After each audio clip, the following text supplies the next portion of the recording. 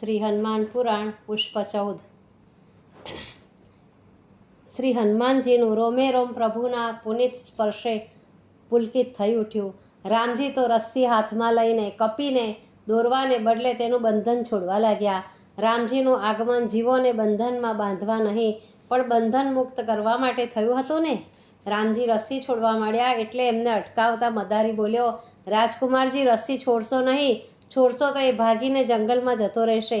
રામજીએ સાંકેતિક દ્રષ્ટિ કરી કહ્યું, મદારી મરકટની ચિંતા ન કરો, મારી પ્રેમ રજ્જુથી બંધાયેલો મરકટ ક્યાંય નહીં ભાગી જાય તો પાછો લઈ આવવાની બધી જવાબદારી મારી।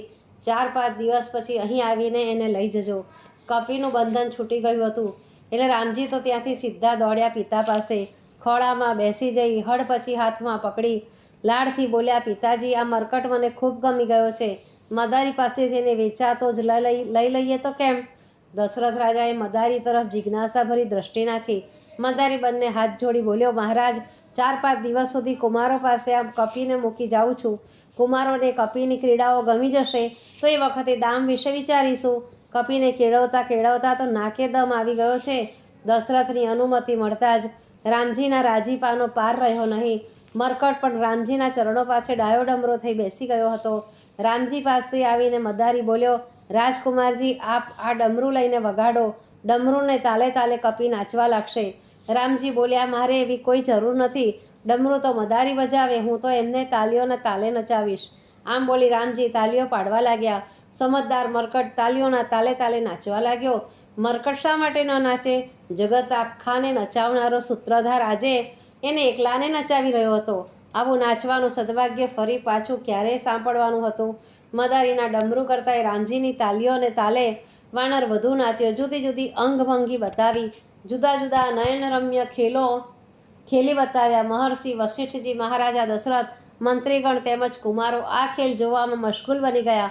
મરકટે ખેલ પૂરો કર્યો એટલે દશરથ રાજાને મરકટમાં મોફાટ વખાણ કર્યા। પછી મરકટના ગુરુ મદારીને બિરદાવતા બોલ્યા, વાહ મદારી વાહ, તે તાલીમ ખૂબ સરસ આપી છે। માનવ કલાકાર પણ નૃત્યની આવી ખૂબીઓ તો નહીં જ બતાવતો હોય। માંગ તું માગે તે ઇનામ આપું। મદારી ઊભો હતો એ દિશામાં દશરથ રાજાએ દ્રષ્ટિ દોડાવી પણ મદારી ત્યાં ક્યાં હતો? સૌને ખેલમાં તલ્લીન બનેલા જોઈ એ તો ક્યાંય છૂ થઈ ગયો હતો।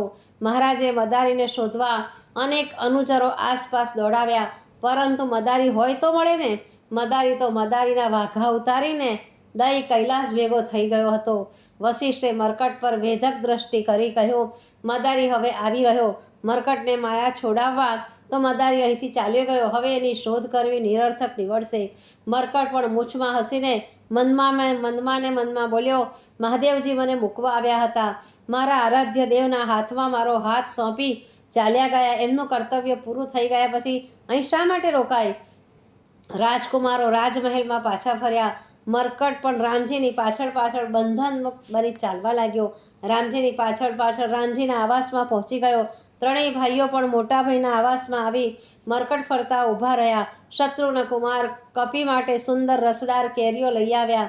કેરીવાળો હાથ કપી તરફ લંબાવ્યો પણ કપી તો વટનો કટકો હતો। રામજી તરફ દ્રષ્ટિ કરી, કેરી તરફથી મોઢું ફેરવી લીધું। શત્રુઘ્ન કુમાર તરત જ બોલી ઉઠ્યા, મરકટ કેવો કાબેલ છે મોટા ભાઈ, એને તો આપણે હાથે અપાયેલ ફળ ખાવા છે। જાણે આપે વર્ષોથી એનું પાલન પોષણ કર્યું હોય એમ આપની સાથે હળી મળી ગયો છે। હવે તો આપ જ આ કેરી આપના હાથમાં લઈને તમારા લાડકાને ખવડાવો। સ્નેહભરી દ્રષ્ટિ મરકટ પર કરી રામજીએ કેરી હાથમાં લીધી। પોતાની સામે અમીનેશ નયને જોઈ રહેલા મરકટ સામે કેરીવાળો જમણો હાથ લાંબો કર્યો। મરકટે કૂદકો મારી રામજીના હાથમાંથી કેરી લઈ લીધી। મરકટની આ ક્રીડા જોઈ ચારેય રાજકુમારો આનંદની કિક્યારીઓ કરી ગેલમાં આવી ગયા। પછી તો કપી રાજકુમારી સાથે રહેવા લાગ્યો। રાજકુમારોમાં સૌથી આગળ રામજી રહેતા, રામજીની પાછળ કપી ચાલતો। રાત્રે સૂવાનું પણ રામજીની સાથે જ રાખ્યું હતું। રામજી છત્ર પલંગ પર પડી જતા ત્યારે પલંગ નીચે ડાયો ડમરો બનીને કપી સૂઈ જતો। કૌશલ્યા માતાએ કપીને સૂવા માટે પારણું બનાવડાવ્યું પણ પારણું પારણાને ઠેકાણે રહ્યું। કપીને કંઈ ને કંઈ કેટલોય સમજાવ્યો પણ એને તો રામજીના ચરણો સમીપ જ જે આનંદ મળતો હતો એ સોનાના પારણામાં મળતો નહોતો।